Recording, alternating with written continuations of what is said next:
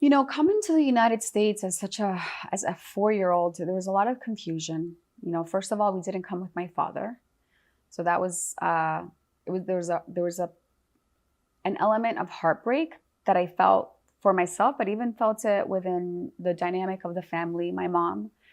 Um, I remember a very drastic change in the way we lived. We lived in Medellin, Colombia, in a house, 2 floors. I had my own bedroom. I do remember, parts of my bedroom, to living in a high rise in Jersey City, New Jersey, in the freezing cold.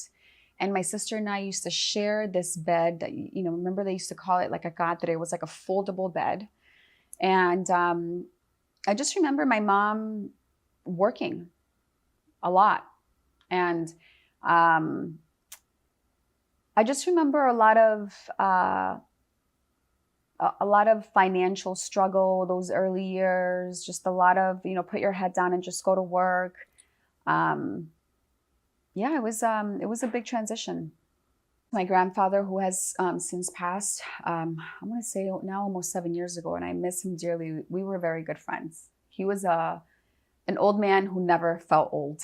He was the life of the party. He had moved here and he was working in the bar scene. He owned a bar in Lower Manhattan, and he was doing very well for himself here. He loved the hustle and the bustle of the city. I think that I got that part of me that's, like a go-getter, and from him and my mom. But he instilled it in my mom, and then my mom passed it on to me. He wanted his family here, his wife and the kids. And I think that my my mom was very brave. My father didn't necessarily want to come here. They came separately. He followed her afterwards, but she came here she went to move to New York City. We landed in New York City with 2 little girls.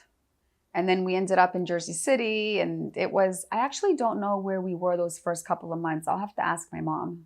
But I know that we were in New York City and not in New Jersey. And then we made a very swift move over to Jersey.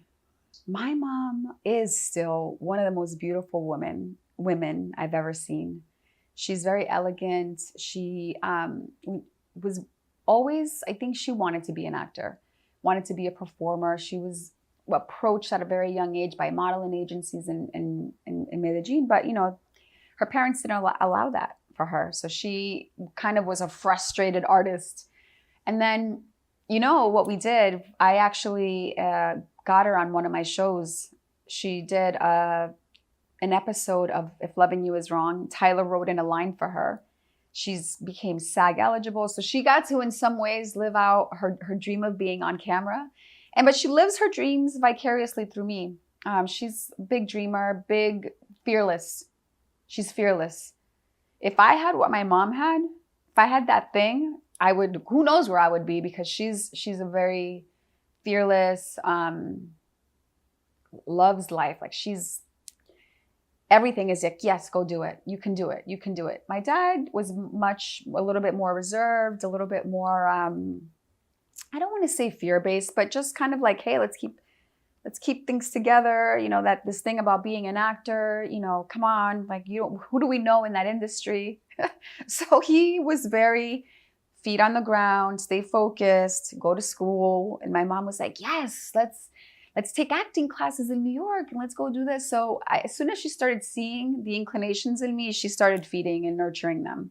And I will forever be grateful to her for that. It's a good duality of personalities to have in a home, but it's up to you. Like, which one are you going to listen to? You need them both, but which direction are you going to lean towards the most? Because you can't stay in fear, And I think that we as Latinos, as immigrants in this country, have a long, hard, arduous job at getting over, or kind of recalibrating and wire ourselves for success in this country. Because success to a lot of immigrants is not, let me go there and it's let me stay afloat and let me stay in fight or flight. Let me just be able to feed my kids. But, I wanted to evolve past that. And that's what my mom gave to me. This isn't about fight or flight. This is about thriving and doing things that we love, and doing it with excellence and feeling good about yourself and creating something for your family and for yourself that you can be proud of. It's not just about survival. I always identified as the little girl who kind of didn't belong. Like we just didn't belong for a really long. Why am I getting emotional? This is so bizarre.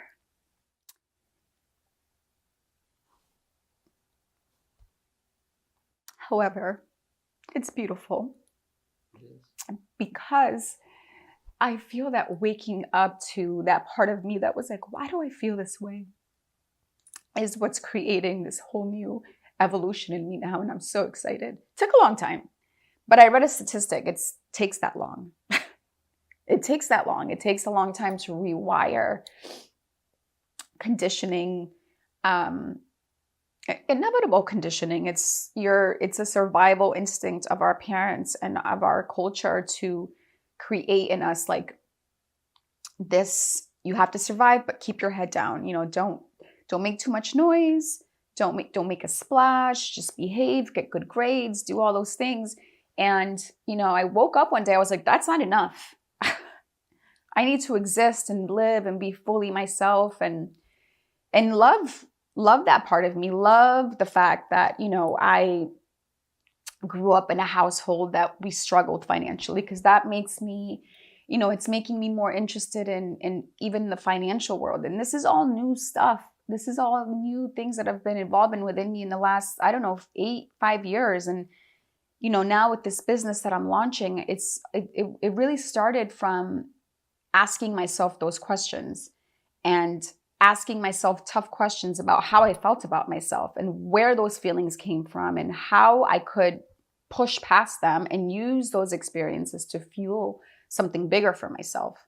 And so, you know, with acting, you know, it's funny that's where this whole thing starts for me, because it's already a competitive industry, whether you're Latina or not.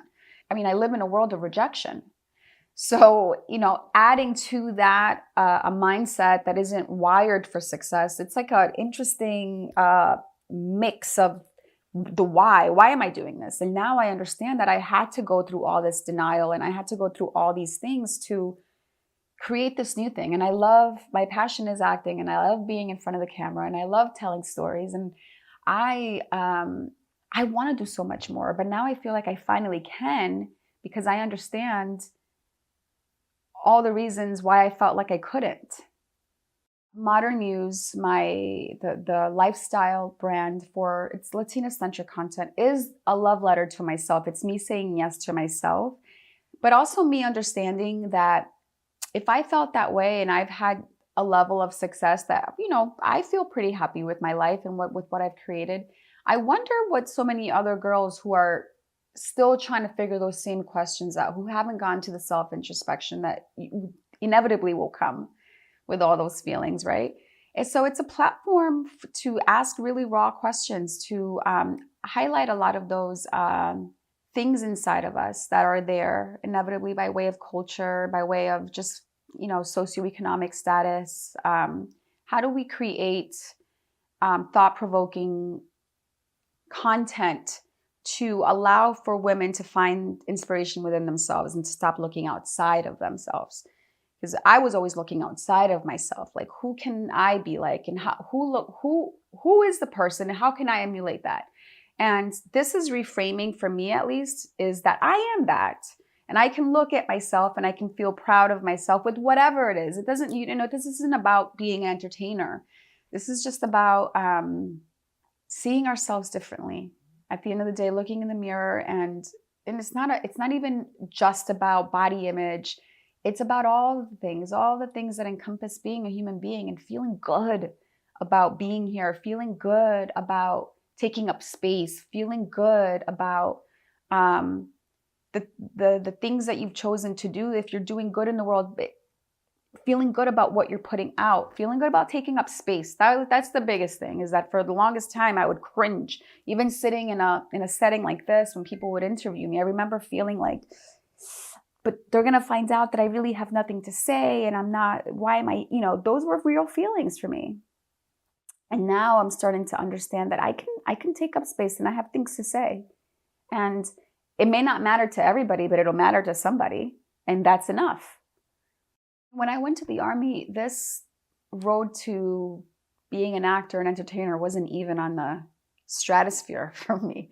It's like, okay, had I not done that, it would have never been, probably, because it's just such a different lifestyle. It's hard to even put into words what happens to you when you're in the military. You leave life as you know it, and you enter this other reality that's very real to a lot of people that are still in the military today. That's why they call this civilian world, and they're in another world.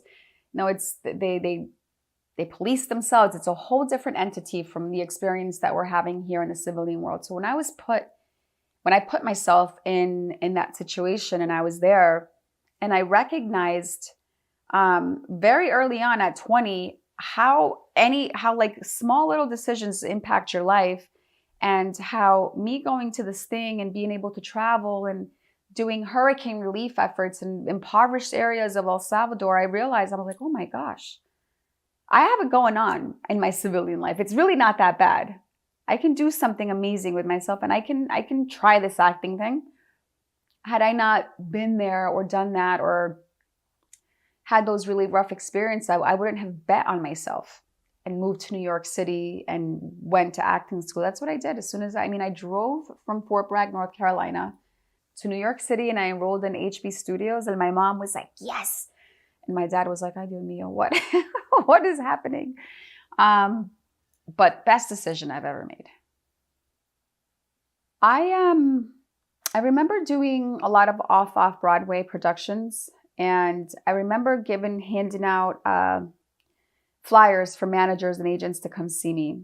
And I had this manager come see me. He was a manager at One Entertainment, and their big client at the time was Charlize Theron. And so when they were like, come up to the office, and after a play that I'd done, his name was Jean-Louis Jamonica, wonderful man. And they're like, we're gonna take you on for a few months. We're not signing you. We're gonna take you on. We're gonna send you out to a couple of things. And the feedback that was coming back was, she's very green, but she's good. We like her. And then I booked a movie, like no extra work. And I was like, wow, I think I can do this. It was Jennifer Lopez's first production from her New York Productions company. And it was a movie starring myself and Amarian. And it was like a dance movie. I was scared the whole time because I'm not necessarily a dancer, but I just remember we filmed it in Puerto Rico and saying, this is a big break, because the only other thing I'd done before that was a Budweiser commercial with Carlos Vives, and like, I'd done like little independent things here and there, but nothing of this level. And that happened the first year that I, fairly early on, didn't have money for a plane ticket, because this was the thing. This is what happened. They had already hired the actress, and she ended up not working out. Something happened within the production, and she was no longer doing the movie. I had auditions for it, didn't book it the first time. And then they reached out. They're like, hey, would she fly herself down to Puerto Rico to meet with the producers and to have a chemistry read with the lead actor? But she has to fly herself out. She's got to be here like tomorrow. And if she books it, she could, we'll reimburse her and we'll fly her stuff out. My mom and I putting money together. It was like $400. We're like, credit cards. We're like, how do we do this? But that's how it happened. And she and I, got a plane ticket. And my mom used to sit, because parking in New York City is expensive. It was $30 then. It's like $80 now to park in a lot in New York City. It's crazy. You have to, it's like, I don't know. How do people afford a car there anyway? She used to just park and drive around city blocks waiting for me and taking me in her, what car was it? It was a Hyundai. I forgot the name, but it was a Hyundai, like a little mini SUV. And we just drive. Ahora vamos downtown. Then we're going to go up to this next audition is here. And she would just drive around and with our dog, our golden retriever in the car, and we'd go. And so that was a big moment for both of us. And we were on this journey together. We still are. She's watching my baby now. She's at home with my daughter right now as I'm here trying to build this other dream. we had this conversation off screen, Tony, about our parents, and I believe they say that you pick your parents, and I did a hell of a job picking my mom and my dad. They're fabulous. She's an amazing, amazing woman. We went into debt together for a lot of these things early on, school and, how to get from point A to point B. And she did the same thing for all of us, supported all of our dreams. My brother went to West Point, and she was like, got him the interview with the congressman or whoever it was at that time. So she's a badass. I've been very lucky to play a couple of mothers, and I absolutely have brought in her love and her tenacity and her strengths into my characters. It's just very admirable. And not all moms are, sadly. I know a lot of people that don't have the same experience or don't have that same camaraderie or dynamic with their parents. And so I feel very blessed. But yeah, she's definitely been someone that I've drawn a lot of inspiration from, even just for me in life. Like, how would mommy handle this? How does she transmute this energy? She's very positive, very spiritual. And she walks me off a ledge all the time. I'm like, Bobby. So yeah, she's still doing her job as a mom. It's never ending. The poor thing. And now I understand it now with my daughter. She needs me all day. Well, my daughter has completely shifted my perspective on a lot of things. I feel that her joy and her happiness to me are in priority. You take so much attention off of yourself. You become less selfish. And I have a bigger responsibility now, not in terms of being successful, but in terms of creating something that she can be proud of, and that she can look at me how I looked at my mom, and create, so that she can create a life for herself, looking at me as a mirror, like I did with my mom, that she's happy with, that she's proud of. And it's a big responsibility to be a mom. And I'm bringing a lot of those feelings and a lot of those emotions into Modern Muse. Just last night, we had a conversation with some of our new partners and they have daughters as well. And it's a big responsibility as a whole to say, I'm going to try to have this platform to create change within the mindset of young women. So it's a tall order. I'm not saying I can do it alone, because I can't. I can just try and create something for my daughter, that she create a space, hold a safe space for her, so that she feels always seen, that she feels always heard, and she always feels like she can come to me with any problem at all, like I could and always was able to with my mother, and that we would figure things out together, that she would never feel alone or not supported. Or yeah, my mom always used to tell me, I'm not your friend, I'm your mom. But now it's like, I was always your friend, but I needed to mother you. Yo no soy su amiga, yo soy su mamá. No se equivoque. Yeah.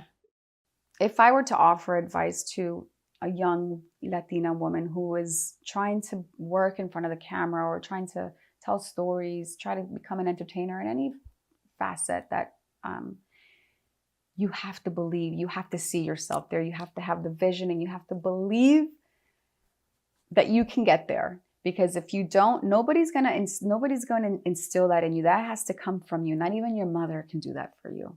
You can have all the support around you. You can have but at the end of the day, when you go to bed at night, you have to live knowing some things. And knowing some things means you have to know that this is going to come to fruition. You have to live knowing a few things at least, and then you can build from there. You have to love it, yes, because there's another aspect of it, that it's like you have to pay your dues, and you have to go through a lot of things too, but you have to believe that you can see, you have to see it. And you have to believe that it's going to happen. If you asked me 4 years ago if I had any regrets, or if I could have a do-over or do something different, I'm pretty sure I would say I would have said I've had a lot because I've made a lot of mistakes and I've showed up fractured to a lot of great opportunities or not my best self or not confident enough. But I just don't live that way right now. In this current incarnation of me, I just feel like everything I've done has led me here, even to this chair sitting with you, Tony. And it's because of all those things. Why change them? There's no need to really change anything.